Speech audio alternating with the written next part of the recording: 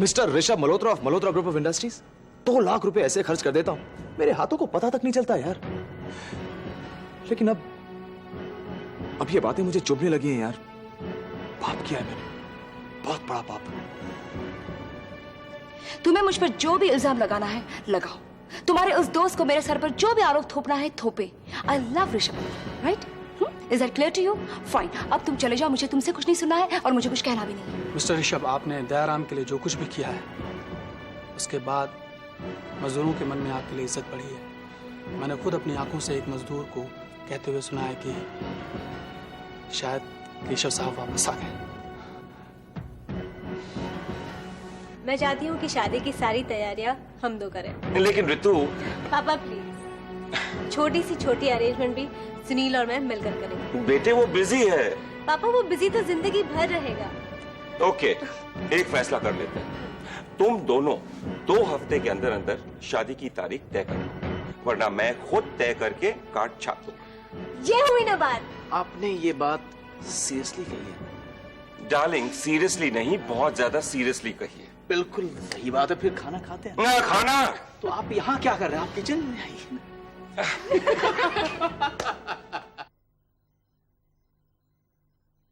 ऐ मेरी आंखों के पहले सपने, रंगीन सपने, मासूम सपने,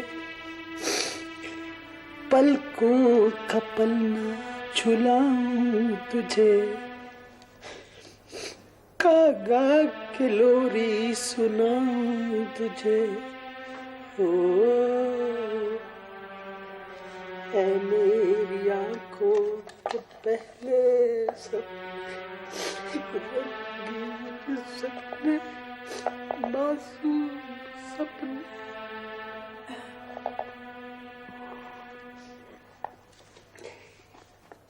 जानती हो रश्मि, जब सोनू छोटा था ना, तो मैं इसी तरह उसे बहुत सारी लोरियां सुनाया करता था। बाप बनने का पहला तजुर्बा था मेरा। मैं जब भी उस मासूम से नन्हे से सोनू को देखता था ना, बहुत प्यार उमड़ता था उसके लिए।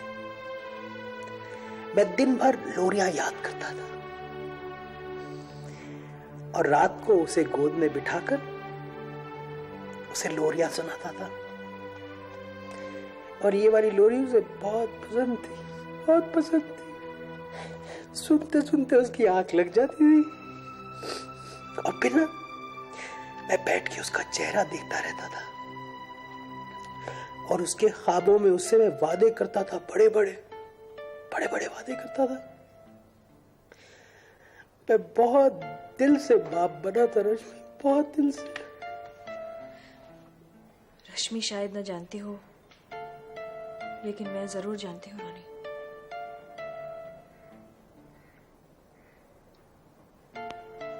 अगर किसी को बताया भी जाए तो समझ में नहीं आएगा कि कैसे थे वो लम्हे। वो पल सिर्फ तुम और मैं समझ सकते हैं। तब वो पल तुम्हें समझ में नहीं आए, अब समझ भी आए तो कोई फायदा नहीं है,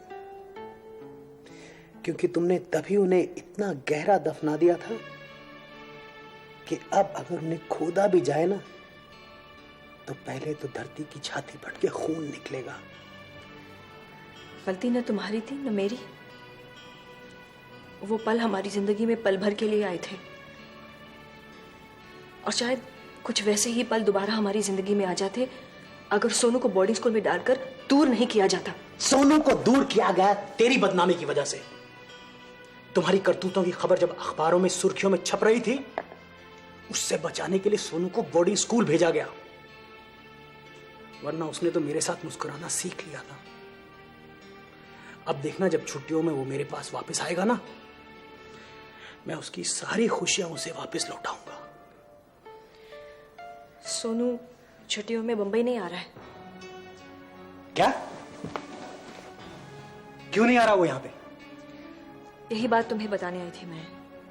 मेरी प्रिंसिपल साहब से बात हुई थी, मैंने सोनू को शिमला जाने की इजाजत दी है। अरे किस हैसियत से तूने इजाजत दी है? सोनू पे सिर्फ मेरा हक है।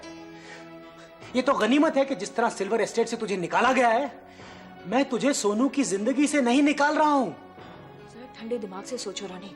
ठंडा तो हर बात को तू करती है, लाश की तरह ठंडा। अरे अजीब औरत है तू, तुझे अपने बेटे की खुशियों से ही जलन होती है।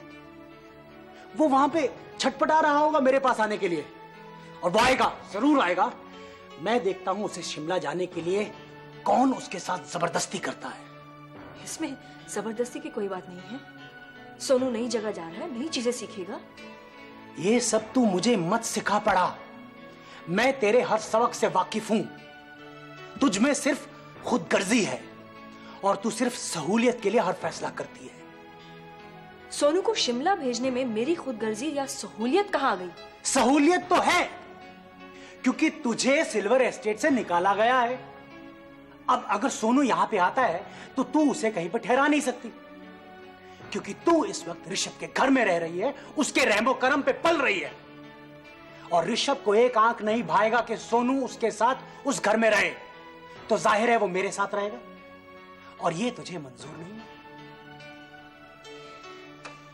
तुम आजकल थोड़ा बहुत पैसा कमाने लगे हो, लेकिन तुम्हारी बातें ना उतनी सस्ती हैं जितनी पहले थी, जब तुम कंगाल थे। तुम अपने आप को ऊपर से जितना भी बदल लो, दिमाग में जो कीचड़ है ना, वैसा का वैसा रहेगा। घटिया औरत।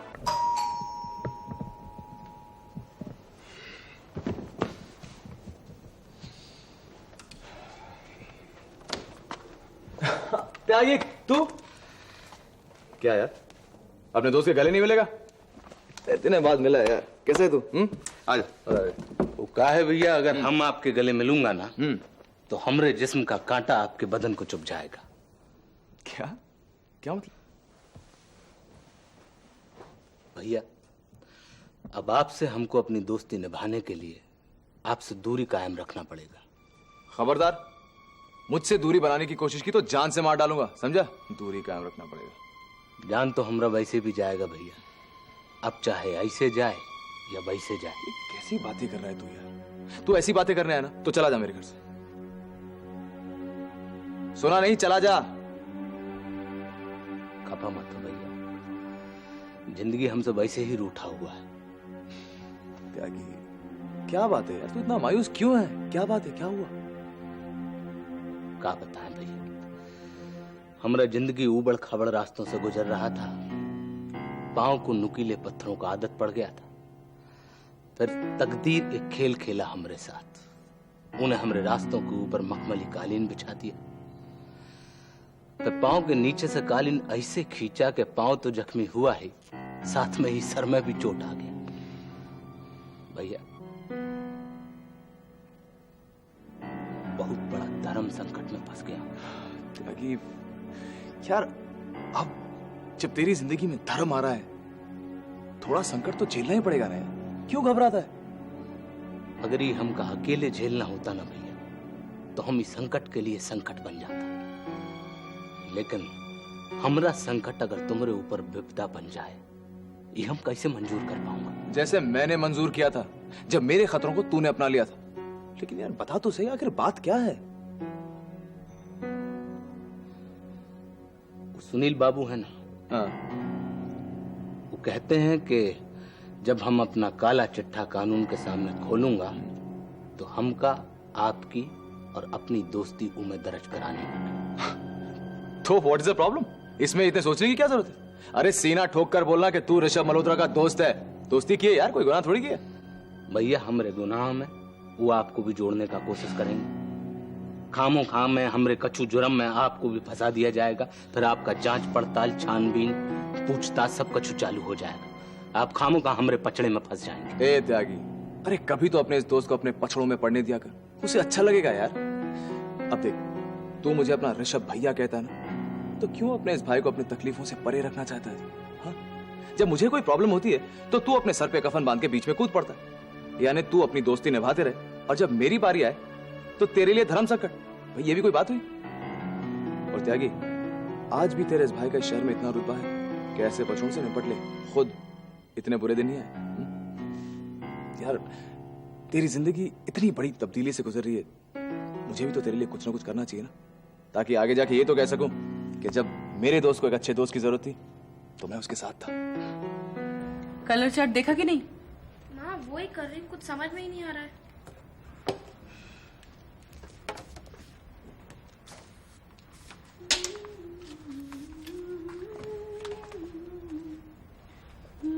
हाय निशी। हाय, कैसी है? अच्छी हूँ, बहुत बिजी है यार। तुझे इस तरह से काम करते देखती हो ना तो मुझे कॉम्प्लेक्स सा हो जाता है। अरे जिन लोगों की जिंदगी कॉम्प्लेक्स होती है ना, उनको इस तरह से काम करना पड़ता है।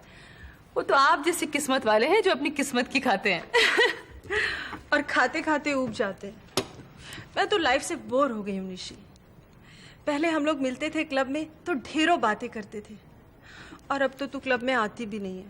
रेनू, उस क्लब में मिसेस महेन मल्होत्रा जाती थी, जिसकी जिंदगी में सिर्फ एक ही टेंशन था, कितना पैसा कहाँ और कैसे खर्चा करना है। तेरी ये सहेली निशी की हैसियत कहाँ कि वो उस क्लब में जाए। अब तो ये हालत है कि मुझे पता चलता है कहीं पानी है तो मैं भागी चली जाती हूँ वहां कुआं खोदने के लिए। ये कौन सा कुआं खोद रही है? वही जहाँ तूने कहा था कि पानी है। अच्छा, तो तू ड्रीम होटल्स के कॉन्ट्रैक्ट के लिए टेंडर भेज रही है? नीतू को खुश करने के लिए भेज रही हूँ। मुझे तो मालूम है कि टेंडर नामंजूर हो जाएगा। इसी भेजने में क्या बुराई है? ज्यादा से ज्यादा यही होगा कि इनकार कर देंगे, फांसी पर तो नहीं चढ़ा देंगे ना। कहना बहुत आसान है रेनू, लेकिन इनकार सुनना मुश्किल। मैं जानती हूँ कि मेरा टेंडर नामंजूर हो जाएगा, लेकिन जब फॉर्मल रिजेक्शन मिलेगा ना तो मेरे हौसले का एक हिस्सा सूली पर लटक जाएगा। और अगर मैं तेरा टेंडर मंजूर करा दूं तो? क्या मतलब? ड्रीम होटल इंटरनेशनल के वाइस प्रेसिडेंट एडमिनिस्ट्रेशन को मैं अच्छी तरह से जानती हूँ। मेरे अच्छे दोस्त हैं वो। अगर तू कहे तो मैं उनसे बात कर सकती हूँ। वाह, नेकी और पूछ पूछ। ऑफ कोर्स यार, बात कर। ठीक है, मैं आज रात या कल सुबह ही उन्हें फोन करती हूँ। ओके। नहीं आंटी, इस सिलसिले में आप किसी से कोई बात नहीं करेंगी। लेकिन नीतू, ये सिफारिश का जमाना है। आजकल सारे काम सिफारिश से ही होते हैं निशी। बिल्कुल नहीं आंटी, आज के दौर में जिस तरह का कंपटीशन है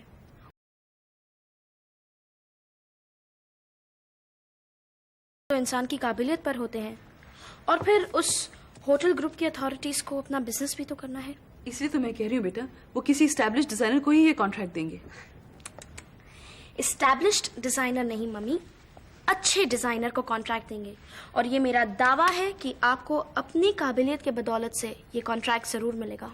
नीतू, तुम्हें अंदाजा भी है वहाँ कितने टेंडर्स आए होंगे? इतने टेंडर्स होंगे कि तुम्हारे टेंडर की तरफ देखने का किसी को वक्त भी नहीं मिलेगा। ऐसे में अगर मैं सिफारिश कर दूंगी तो कम से कम कोई तुम्हारे टेंडर की तरफ एक नजर डालेगा तो सही। आंटी, आप वो कंपनी के वाइस प्रेसिडेंट की बात कर रही थी, मिस्टर केरी लाल, राइट? हाँ, मैं उन्हीं के बारे में बात कर। तुम उन्हें कैसे जानती हो? उनकी बेटी मेरे साथ कॉलेज में थी, और मिस्टर लाल पापा के बहुत अच्छे दोस्त हैं। पापा एक फ़ोन ही कर देंगे तो कॉन्ट्रैक्ट हमारे हाथ है।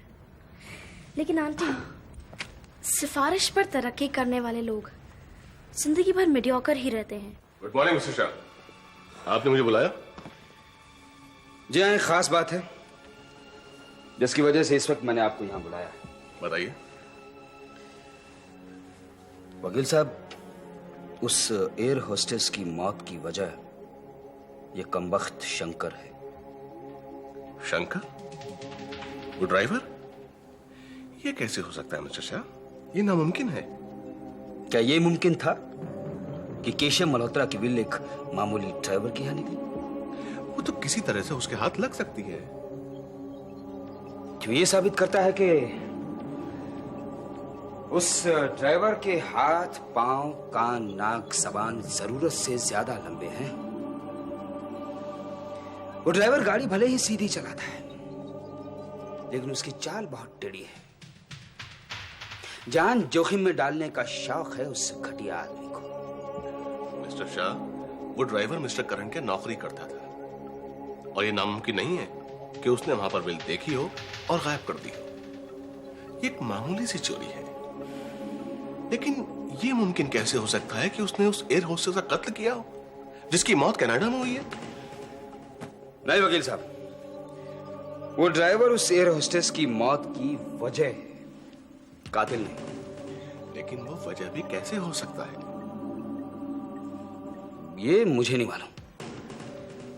मुझे इस देविका ने बताया था कि नशे की हालत में वो ड्राइवर उसके सामने ये बक गया कि एयर होस्टेस की इंफॉर्मेशन उसी ने रंजना देवी और करण को दी। लेकिन वो इंफॉर्मेशन तो आपके, मेरे और श्वेतलना जी के अलावा और कोई नहीं जानता है। हाँ?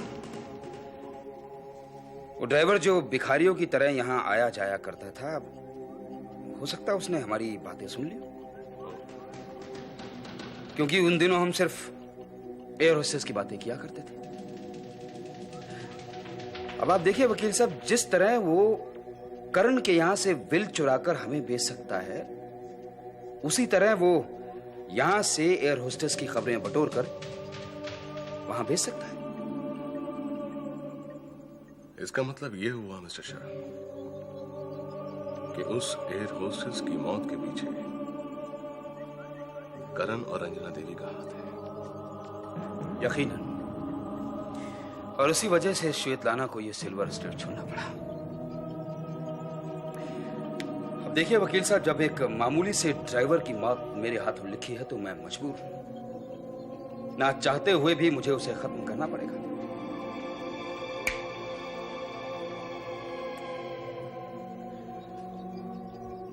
क्या नाम है तुम्हारा सिस्टर? Meena Williams madam. शादीशुदा हो? नो मैडम, अभी तक शादी नहीं बनाया। वैसे कोई खास बॉयफ्रेंड भी नहीं है। क्यों? शादी करने का इरादा नहीं है? करेगा, आप कहेगा तो जरूर करेगा। मुझे तो लगता है हर औरत को शादी करनी चाहिए। आप बिल्कुल ठीक कह रही है मैडम। अपने हॉस्पिटल में कुछ पुराना स्पिंस्टर नर्स है, ओल्ड एज में आते आते थोड़ा क्रैक हो जाता है। क्रैक की बात नहीं है, ये तो कुदरत का नियम है। औरत पहले बेटी बनती है, फिर बीवी और फिर माँ। वैसे तुम्हारी शादी तो क्रिश्चियंस में ही होगी ना? नहीं नहीं, अपने को हिंदू फैमिली भी चलेगा। वैसे अपनी मम्मी हिंदू है और डैडी क्रिश्चियन, तो अभी तो नाम मीना विलियम्स है। अगर हिंदू फैमिली में मैरिज होगा तो अपना नाम मीना ही रहेगा। वैसा आपका छोटा बेटा बड़ा हैंडसम है। हमको एक दिन बोला, मीना तुम मम्मी का बहुत अच्छा ख्याल रखता है। हमको टिप भी दे रहा था, पर हमने नहीं लिया। तुम कहना क्या चाह रही हो? हमें लगता है मिस्टर ऋषभ हमें हिंट देता था कि हम आपके घर में रहे और आपकी सेवा करें। वैसे आपने उसका शादी तो फिक्स नहीं किया ना? मुझे लगता है कि तुम मेरे पर्सनल मामले में कुछ ज्यादा दखल दे रही हो। यहाँ क्यों आई थी? आपका टेम्परेचर देखने। नॉर्मल है? जी हाँ। Out.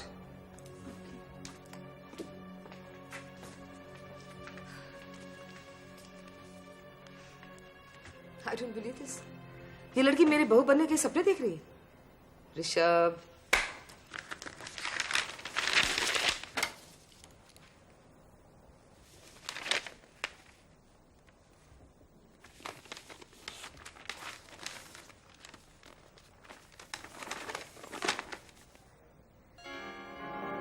oh my God, Randhir Singh एक दुर्घटना में जख्मी। Good morning, Mom. वफा मोहब्बत नफरत प्यार दौलत शोहरत भागम भाग